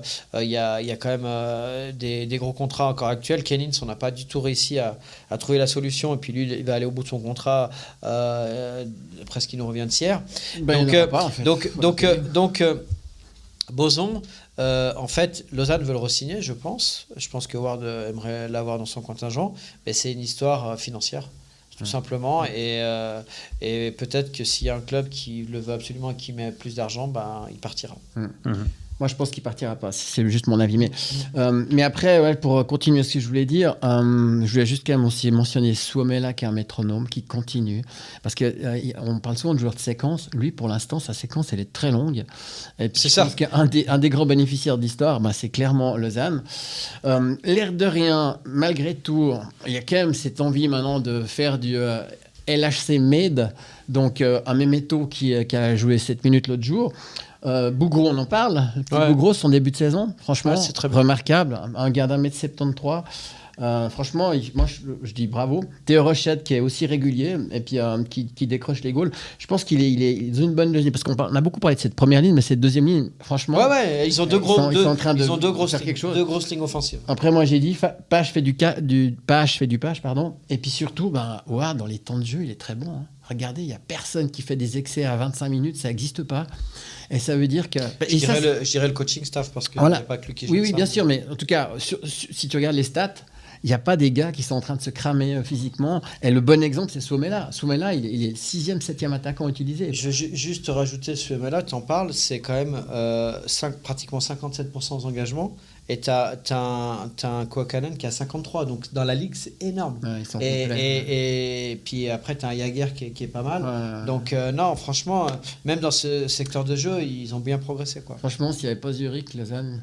Bah Je rigole, mais Oui, parce que oui, c'est vrai non, que non. les stats qu'on a là, les Zurich, elles sont encore meilleures. Mais c'est juste pour dire, franchement, Lausanne, remarquable. On a plus de plaisir à voir jouer Lausanne actuellement que voir jouer Zurich. Ouais. Ah non, mais clairement. Clairement. Non, clairement. Heureux public lausannois. Parce que Zurich, c'est normal, et puis ça ronronne, et puis d'un coup, les stars accélèrent. Ils ont fait des points lors des 10 derniers matchs. Ouais, c'est ça. Et puis ils mettent 2 goals sur les fins de match, ils te tuent. Ouais. Mais dans l'aspect tactique, l'intensité, dans tous les ingrédients qu'on aime dans le hockey, Lausanne est beaucoup plus agréable. Ouais, et puis à Zurich, il n'y a que des stars confirmées. À Lausanne, il y a quand même 2-3 surprises. Là. Ouais. Franchement, ça fait plaisir. On tremblait jusqu'à présent avant d'aller par exemple à Berne. Or justement, Berne c'est le prochain adversaire de Lausanne à la Postfinance Arena.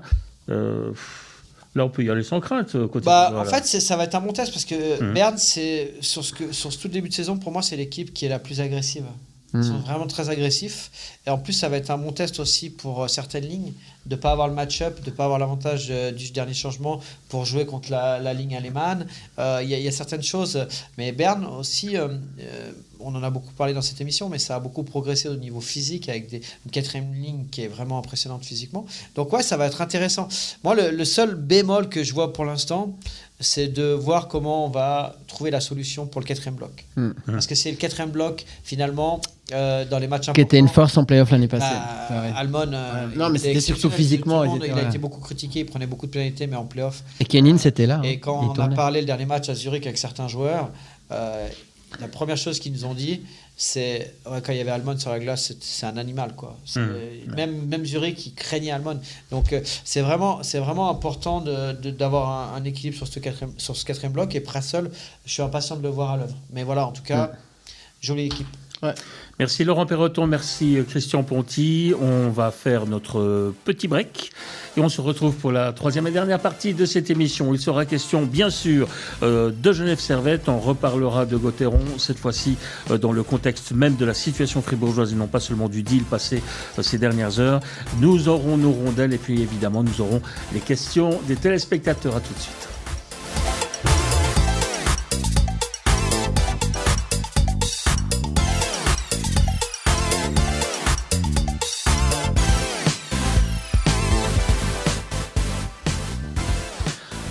Le premier bloc numéro 126, c'est reparti pour sa 3e partie, pour son 3e tiers-temps. On a déjà bien parlé des clubs romans, il nous en reste 2 à passer sous la loupe, c'est Genève Servette, c'est Fribourg. Et puis je vous rappelle que nous aurons tout à l'heure notre parenthèse Nachel avec les rondelles et puis évidemment les questions des auditeurs et téléspectateurs bientôt, peut-être. Ah ça y est, j'ai lâché une partie de l'information, j'aurais pas dû. Hein. Voilà, quand on veut trop parler, voilà ce que ça donne. Bon, alors on va expliquer que si vous entendez également quelques bruits autour de nous un petit peu bizarres, des travaux, c'est parce que justement nous avons travaux pour vous présenter peut-être d'ici peu de temps. Bon, alors là, on va laisser le suspense. D'ici peu de temps, quelque chose de nouveau dans le cadre du premier bloc. Bref, donc on va commencer avec Genève Servette.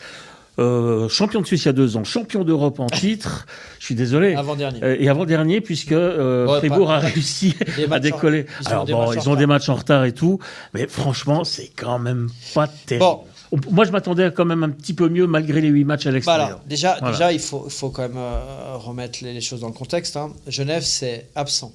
On y va. Pouliot, Rod, Desclous, Carrère, Maillère, Ischier, Volmin et surnommé Spatch. Comme depuis plusieurs semaines. Oui, non mais... vous voyez... c'est lourd, c'est lourd. Je vous redonne la liste des blessés de Bienne. Non mais bien sûr, évidemment. Mais oui, Yann. Évidemment. Donc. Après, je viens sur les 2 défenseurs... Je provoque, c'est mon rôle. Je viens sur les 2 défenseurs étrangers. Vatanen, qui était à plus d'1 point de moyenne, il est à 0,55, moins 7. Lindström, qui s'est de nouveau blessé hier, problème musculaire. Non, mais et qui est karma, qui me fait penser à plusieurs joueurs qu'on a vu arriver de KHL, des défenseurs. qui performait beaucoup et ça va trop vite. Ça va trop vite et puis en plus, c'est jamais adapté il a en des fait. problèmes physiques donc à chaque fois qu'il revient à peu près bien, il se blesse et du coup il est dans une Puis Laurent, situation il là. prend que des pénalités. C'est typique du gars dépassé par la vitesse. Parce qu'il est dépassé par la vitesse. Ouais, c'est ça. Et c'est -4, 0,57 et la plupart des points c'est en powerplay. Par contre, il y a un vrai problème aussi. Hier, on a été tous très étonnés par rapport aux résultats. Spacek en tribune. Spacek, c'est top scorer de la CHL. C'est pour le secouer. Ouais, mais il devait mettre Ranta aussi. Ouais, sans doute. C'est 9 points.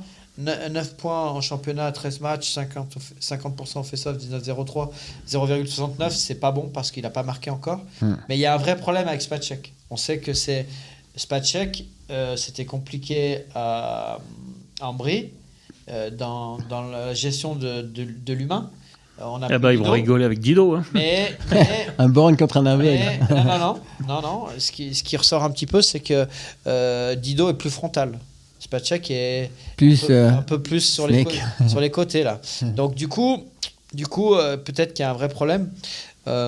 Après, il faut absolument qu'avant la pause d'équipe nationale, ça fasse des points parce que ça commence à grincer pas mal des dents. Et puis on sait que le coach est en fin de contrat. Pour l'instant, rien n'a été annoncé dans le cadre de son renouvellement.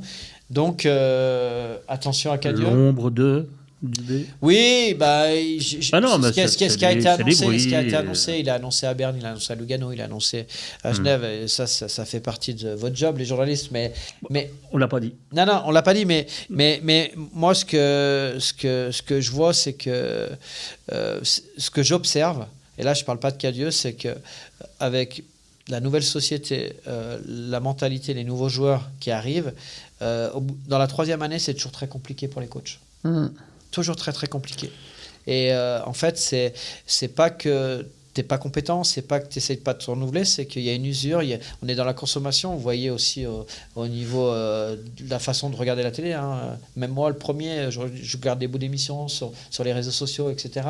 On a complètement changé et j'ai l'impression que ça arrive dans le sport et dans le sport de haut niveau aussi, dans la consommation. Et ça, c'est dur parce que quand tu es vieille école, et Cadieux est un peu vieille école dans l'éducation, en fait. Il a une éducation assez stricte. Tu as aussi beaucoup de loyauté, ce qui a dû faire mal à Dubé aussi, parce que lorsque tu donnes beaucoup à un joueur et que tu le développes, lorsque tu apprends qu'il te tire dans le dos, c'est compliqué. Et ça, c'est pour ça que c'est un job complètement hallucinant. Il faut vraiment être débile pour faire ce genre de job. Mais voilà, aujourd'hui, la situation est qu'ils sont 13e au classement et que... avec la mauvaise saison l'année dernière, malgré la Champions League, c'est pas très bien passé.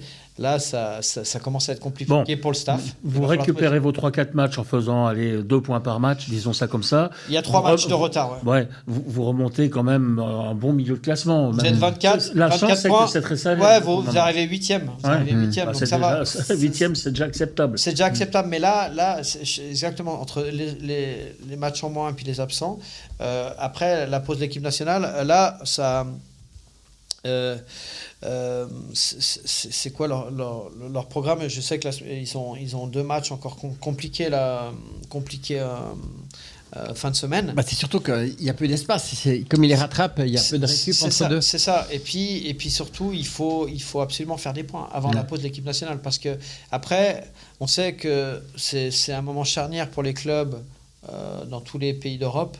Quand il y a ces pauses d'équipe nationale, là, il y a aussi des réflexions menées on a un peu plus de temps pour réfléchir, il y a un peu plus de séances avec les boards, et ça amène peut-être des décisions un peu hâtives. Ouais. Le prochain match, c'est à Lugano, et ensuite contre bien à la maison. Moi, je veux quand même dire un truc. J'ai l'impression que dans cette équipe, Noah Rod manque énormément sa mentalité. Et surtout, n'oubliez pas que Noah, c'était le bras droit, le prolongement de la main de Cadieux. L'investisseur. Ouais, exactement. Et moi, j'ai l'impression que, voilà, pour moi, il y a peut-être que c'est facile à dire maintenant, mais je pensais que c'est quand même un peu une erreur de casting au sens dans le profilage par rapport aux autres joueurs finlandais. Et j'ai l'impression que cette équipe, elle dépend, et elle a beaucoup dépendu de ses étrangers. Et je pense que les joueurs suisses étaient un petit peu, pas endormis, mais en tout cas en mode diesel. Et c'est dans ce sens-là qu'un Noah Rod, avec son énergie, aurait pu apporter beaucoup. Mais je vois même aux interviews, j'ai l'impression que c'est devenu des gentils. Hein. Noah, il avait la rage tout le temps, un peu comme Cadieux. Et ça, au niveau de l'ADN de Genève, ça manque. Carrère manque Ouais. dans ce secteur-là. Exactement. Et puis, honnêtement, moi, si tu me dis que si on m'annonce que Spacek à la pause se tire au Spartak, je serais pas étonné. Non, mais Parce que, ok, finalement, voilà, ça sera de plus en plus souvent. il fallait mettre Ranta. Ouais. Moi, honnêtement, c'est pas Spacek que j'aurais viré le premier du line-up. Clairement, c'est Lennström. Ouais. Et il y est quand même. Donc, est-ce qu'il y a d'autres raisons? Ouais, bien sûr, On évidemment. sait, on est au courant qu'il a reçu des offres, mais moi, je peux pas penser que Spacek aujourd'hui soit heureux à Genève. Dans ces conditions-là, j'ai beaucoup de peine à le croire. Après, c'est que des rumeurs, ça c'est vrai. Mais maintenant, effectivement, avec la blessure de nouveau de Lennström, peut-être qu'il va encore prolonger, j'en sais rien. Mais en tout cas, c'est vrai que c'est pas au beau fixe. Et puis je pense que c'est en partie dû. Puis en fait, ça fait combien d'années qu'ils ont des problèmes de gardien chaque saison? C'est terrible, quoi. Parce qu'à chaque fois, tu vas rechercher un. Et même si tu prends Ranta, il s'est blessé dès le début aussi. Donc, c'est quand même incroyable. Ils consomment des gardiens. Puis les gardiens qui arrivent, ils ont, à part en Ligue des Champions, ils n'ont pas fait des grosses performances. C'est pas des Sateri, c'est pas des Rubec. Donc, c'est ça. S'ils sont libres à cette période de l'année, c'est qu'il y a des raisons aussi. On sait que le prime et puis la descente aux enfers chez les gardiens est beaucoup plus rapide. Quel Ranta? Une fois de plus. Exactement. C'est vrai que mais je te rejoins sur Spacek et puis sur Ischier. Ouais. Moi, Ischier, j'en ai marre là. J'adore ce joueur. Je pense qu'il peut aller en équipe nationale, mais il est tout le temps blessé. Mais je sais pas Ischier, c'est le nouveau Brunner avec les blessures. C'est horrible. C'est insupportable. Quoi. Ouais, je veux dire, la ligne en début de saison, elle était incroyable avec Praplan et Tanner Richard. Ils n'ont jamais pu jouer ensemble et il est tout le temps absent. Et du coup, ça amène des performances qui sont pas très bonnes avec les deux autres joueurs. Ouais, voilà, je sais pas. Moi, je pense que pour Ischier, j'avais dit en début d'année, c'était vraiment l'année charnière.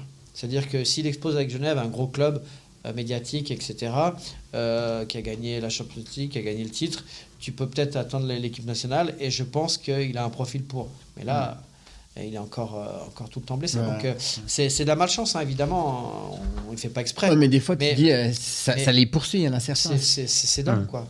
C'est dingue. Terrible. Donc, ces deux transferts-là, c'est un vrai problème. Avec Lennström, je le rappelle, qui était là pour remplacer Tom Ernest. Mais moi, Lennström ne m'a jamais convaincu. Dès le début, c'est terrible. Enfin, après, voilà. Bon, voilà pour Genève Servette. On attendra donc... on va encore attendre un peu avant de tirer des conclusions définitives quand même, parce qu'il y a du potentiel qui n'est peut-être pas encore forcément totalement exploité. C'est pas forcément non plus la faute de Yann Cadieux. On revient sur Fribourg pendant quelques instants pour parler de la situation globale du club cette fois-ci. Alors messieurs, je vais vous dévoiler un petit pan pas très jojo, pas très joli, un peu gris, voire même noir du métier de journaliste. Ça existe avec toutes les grandes personnalités, où il y a dans toutes les rédactions déjà, que ce soit en télévision ou en presse écrite, des sujets sur la mort de telle ou telle personne, sur le limogeage de telle ou telle personne, et vous me voyez venir. Et donc, dans la plupart des rédactions aujourd'hui, existe déjà une capsule, on va dire ça comme ça, ou un papier, c'est prêt, pour réagir à la minute sur un éventuel... Ah, vous êtes comme ça. Okay. Voilà, oui, ça c'est le côté très négatif des journalistes. C'est dégueulasse. Les chiens et... Ouais, c'est ça. Proactif. Toujours être là au bon moment. Et bref, c'est une course parfois d'allure qui justement amène... C'est pour ça qu'on n'est pas journaliste. Voilà, c'est pour ça qu'on n'est pas aimé, effectivement. Mais on dit aussi des choses vraies, des choses justes, et on espère le faire dans le cadre de ce premier bloc. Donc, je vais vous répondre. Les capsules sont prêtes concernant Patémon. La question est finalement de ne pas savoir... La question, c'est pas de savoir s'il va rester jusqu'à la fin de la saison, c'est plutôt de savoir jusqu'à quel moment il va rester. Alors, je vais vous répondre. Déjà, on fait un petit historique quand même, c'est important. De 2011 à 2015, Hans Kosman, trop dur. 15-16, Gerd Zenhauser, trop gentil. 17-19, Mark French, pas assez moderne, communication défaillante. 19-2024, Dubé, trop exigeant et très agressif dans le management. 24-25, manque de charisme, management et structure défaillante. Donc ça va jamais. Déjà, on pose le décor. Ensuite, on a beaucoup attaqué Gerd Zenhauser. Mais moi, à tort ou à raison? Alors, moi je suis Gerd Zenhauser. Je suis pas Gerd Zenhauser. Si j'étais Gerd Zenhauser, je vais dans un magasin, je vais acheter des Santiago, je arrive à la DCF Arena, je mets un coup de pompe dans le bureau de Zio. Vous savez qui c'est Zio? Zio Gobi. Et je lui dis, Monsieur Gobi, vous allez à la banque chercher 300 billets de 1000. Je vais avec ma mallette et je vais chercher Roger Renberg. tout de suite, immédiatement. Je les pose sous le nez du président, je ramène cet entraîneur et c'est terminé. Sauf que Frölunda a peut-être besoin d'argent, mais toujours est-il que Frölunda reste maintenant, j'ai regardé, sur 6 victoires sur les 7 derniers matchs. Écoutez, il est deuxième du classement et pas mal de reprendre la tête. Avec le contrat payé plus un peu d'argent, je pense qu'il y a des solutions en interne avec assez de bons entraîneurs en Suède pour trouver une solution. Cela dit, je pensais à cette solution déjà depuis longtemps en disant, je regardais vraiment, on en avait parlé d'ailleurs. Mais en plus, il y a donc aller chercher Rönnberg aujourd'hui, mais est-ce que Rönnberg peut se permettre, vu la situation actuelle du club, même si les écarts ne sont pas grands, pour son image, est-ce que Rönnberg peut se permettre finalement de partir avec un déficit d'image? Mais bien sûr. Mais son image en Suède, elle est faite. Non, pour lui, un déficit dans les points, etc. Il part quand même avec beaucoup de retard sur les autres. 4 fois champion de Champions League, 2 titres de champion de Suède, champion du monde U20, 3 fois champion du monde comme assistant de Grönborg. Non, et je veux dire. Mais moi je crois surtout que l'équipe jouait différemment avec lui. En fait, là, alors c'est une année de transition. J'entends beaucoup ça, c'est une année de transition. Fais-le venir et lui il va mettre de l'ordre. Il va mettre de l'ordre là, parce que là maintenant il faut professionnaliser. Vous avez parlé de certaines choses, il faut absolument professionnaliser les choses. Et puis quand on critique Gerd Zenozer, mon grand-père me disait toujours une chose. Méfie-toi des gens trop bien coiffés. D'accord ? Et donc le CEO, il est très très bien coiffé. Donc ce que je veux vous dire par là, c'est que lui, il se retrouve au milieu de décisions politiques et il n'est pas les seuls à les prendre et il se fait matraquer. Alors, donne les solutions, donne de l'argent. Il y en a de l'argent, il y en a beaucoup avec la patinoire comble tout le temps. Tu vas chercher, tu fais table rase du passé. On arrête de voir des articles partout. Est-ce qu'il faut faire revenir Dubs et tout? Non, on va chercher ce coach et on part sur une nouvelle ère. Et puis tout le monde a la même enseigne. Et je peux vous dire que je me suis un peu renseigné. Même des artistes, ils vont se mettre au pli. Ils vont se mettre au pli. Sorensen, les replis défensifs en mangeant des hot dogs, ça va être terminé. Ça ne l'intéresse guère. Non, mais ça va être terminé. Non, mais ça va être terminé. C'est un bon titre, ça. Donc bon titre, ça. Tiens, celui-là, je le retiens. je le dis souvent, ça. Ouais. Donc du coup, voilà un petit peu les choses. Mais pour revenir à la thématique Fribourg, j'ai essayé de réfléchir un petit peu. Donc Berra. Et là, vous allez me voir venir. Berra dans les buts, très bon depuis Ajoie, 93,94. Bien, hier, c'est 96%. Le coup de gueule était inadmissible, etc. Mais il est inadmissible, mais depuis qu'il a fait ça, ils ont doublé leurs points et puis ils ont été gagnés à l'extérieur. Et ils sont plus 13e. Et ils sont plus 13e. Et ils sont même 12e maintenant. Sorensen, Wallmark, Lilia, on en a parlé. Berchi à l'aile, parce qu'il va tellement vite. C'est un ailier de la Rose et Sprunger, parce que Sprunger... Je suis désolé, on a beaucoup parlé des Fribourgeois de façon négative, mais lui... C'est le boss. Alors lui, il n'y a rien à dire. Et après, vous faites Dort, qui est la bonne trouvaille, et on avait beaucoup parlé, il nous avait séduit complètement. C'est le joyau. Avec Schmid et Marchand. Gerber, Valzer en 4e bloc. Et en 12e attaquant, c'est que vous mettez il reste Bignas, il reste Motet, non, ça va pas. Yanef, ça va pas. Qui est totalement inopérant. Bikoff, qui aurait été... Voilà, c'est ça. Non, mais Bikoff qui aurait été le pendant parfait avec Gerber et Valzer, et là, tu avais Kattling équilibré. Ouais. Maintenant, je vais revenir. On parle beaucoup des Fribourgeois, des attaquants, mais on parle de Borgman. Borgman, c'est 0,12 points. Les dernières, c'était 0,49. Il était plus 8, là, il est moins 3. Il avait 21-16 de temps de jeu. Là, il est passé à 18,59. Gunderson, qui a vieilli, il était à 22,21. Il est passé à 21,19. Et il était plus 19, 0,76. Il est à 0,47. Et puis alors, je parle des 3 défenseurs offensifs. Le Radgeb, qui était à 19 minutes de temps de jeu, 0,57 points de moyenne. Il est à 0,25, moins 4. Et il a perdu 3 minutes 30 de temps de jeu par rapport à l'année dernière. Mérité, parce que au début de saison, mais ça va un peu mieux. Mais voilà un petit peu l'idée. Vous avez mis le doigt sur les 2 défenseurs étrangers de Fribourg. J'ai vu une déclaration de Zenozer dans la presse aujourd'hui, je ne sais plus dans quel média, disant que de toute façon, dans le cadre de l'échange avec Ambry, il était hors de question que ça se fasse entre des défenseurs. Ambry va pas en géant, ça c'est clair.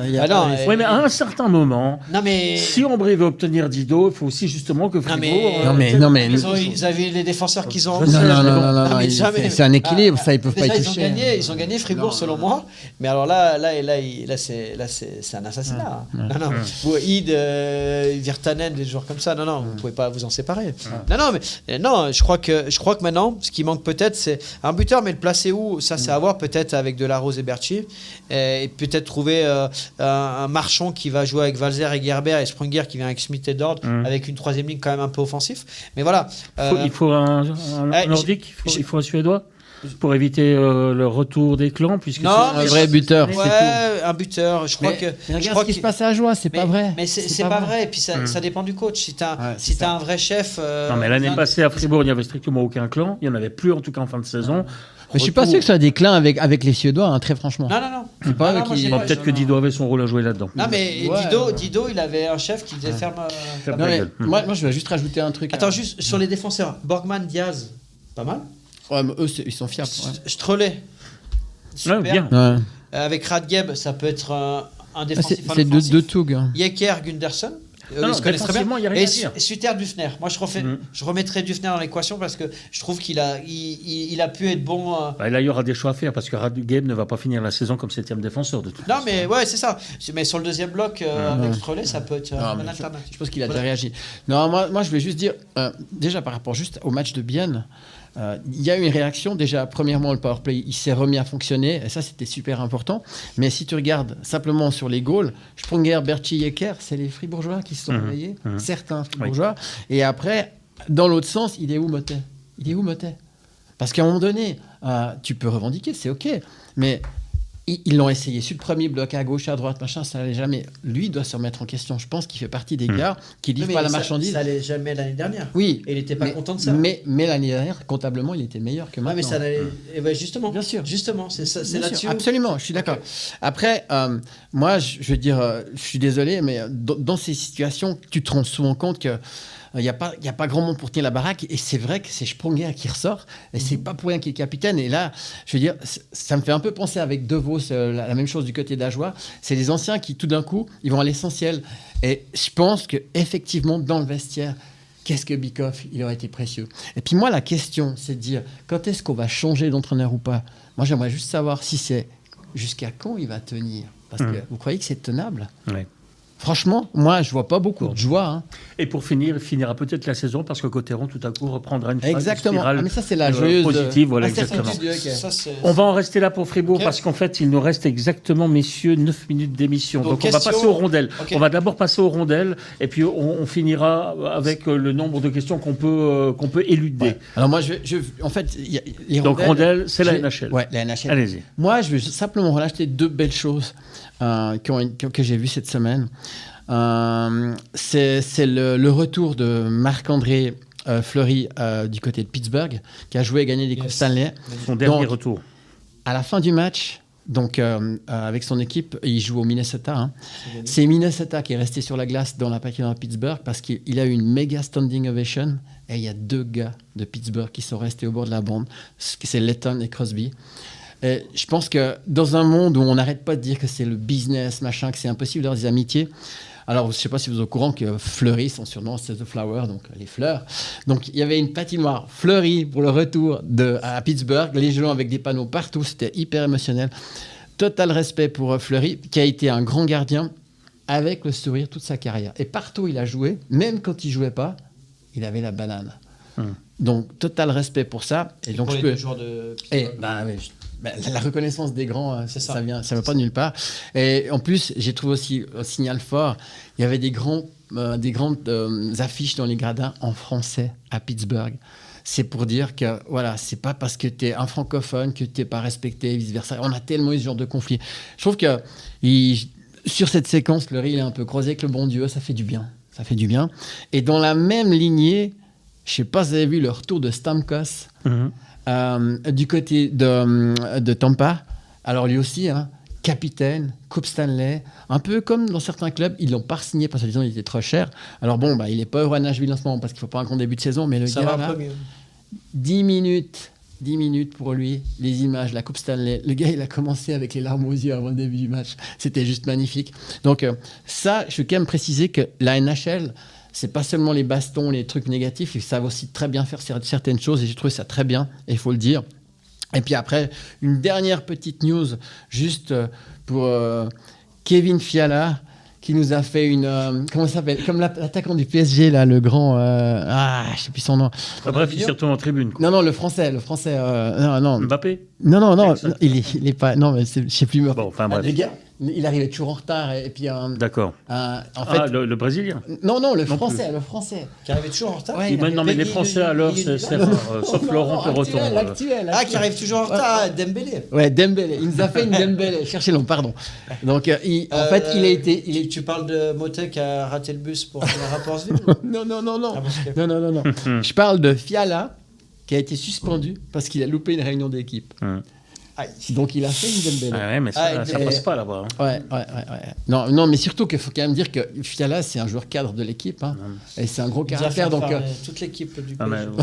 là, je change de sport, mais j'ai accompagné un jour le Fribourg Olympique Basket, un tournoi dans la région parisienne, et j'avais la chance de pouvoir me déplacer avec l'équipe. Le rendez-vous pour l'entraînement, c'était à 9h30. Je suis arrivé à 9h28. Je me faisais déjà fusiller du regard à l'époque par l'entraîneur, parce que ça se fait pas comme ça. Ouais. L'heure, c'est l'heure, si possible, avant l'heure. Quoi. C'est ça, exactement. Voilà, 15 c'est minutes, c'est à Exactement. l'heure, en fait. Absolument. Toujours te laisser Ouais. un délai. Ouais. Enfin voilà, après, je n'ai pas voulu m'étendre plus pour la NHL parce qu'on a déjà un peu parlé de Nico Ishii au début, mais on fera le point avec les Suisses. De toute façon, D'accord.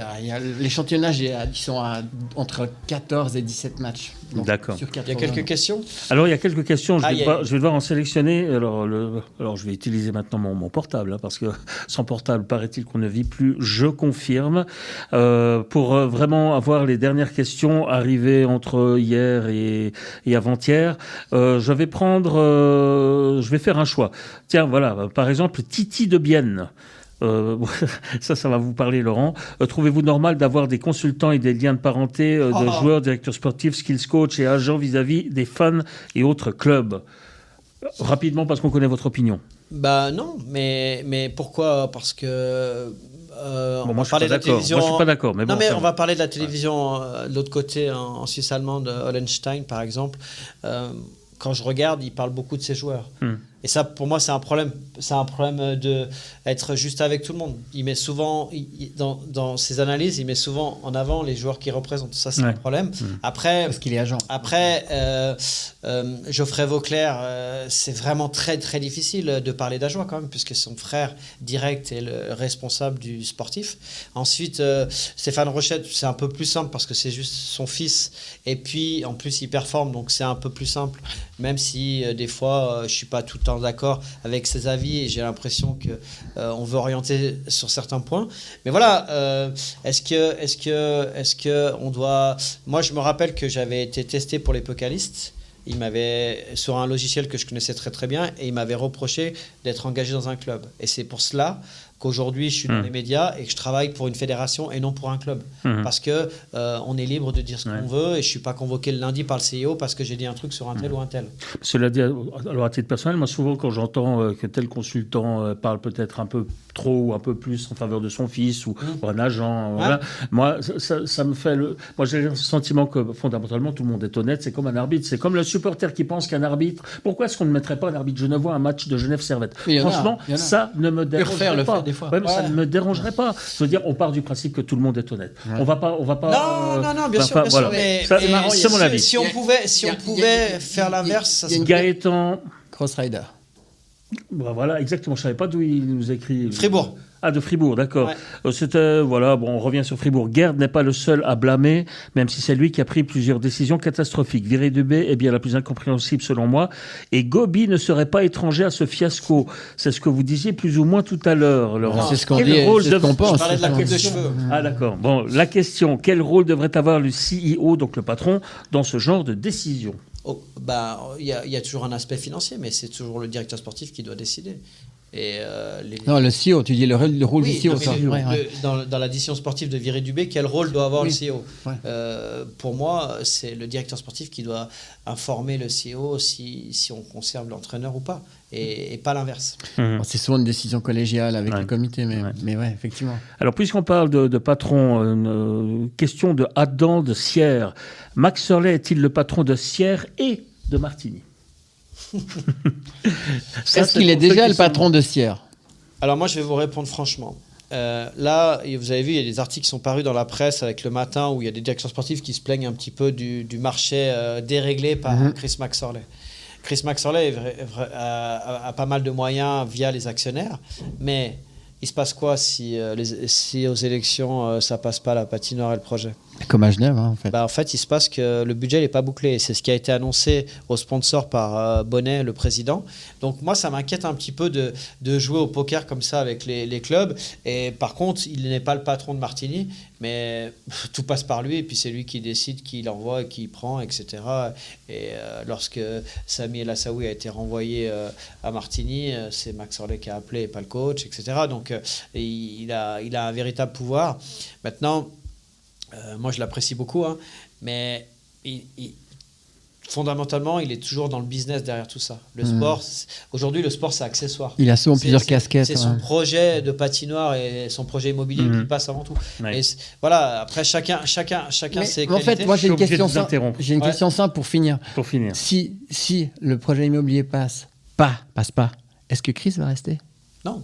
Voilà, on va conclure là-dessus. C'est la question qu'on peut se poser. On est tenu par des contraintes de minutage. Donc, exactement. Merci encore une fois, messieurs. Merci à vous, Philippe. Merci Laurent Perroton. Le hockey sur glace, c'est bien. Le hockey sur place, c'est mieux. Comme d'habitude. Vive le hockey roman. Peut-être une fois changer de slogan aussi, peut-être. Ouais. Merci de nous avoir suivis. C'était l'émission numéro 126. On se retrouve mercredi prochain pour reparler encore une fois de ce beau sport qu'est le hockey sur glace. Excellente fin de journée à toutes et à tous. N'oubliez pas nos rediffusions et à très bientôt. Bye bye. Bye bye.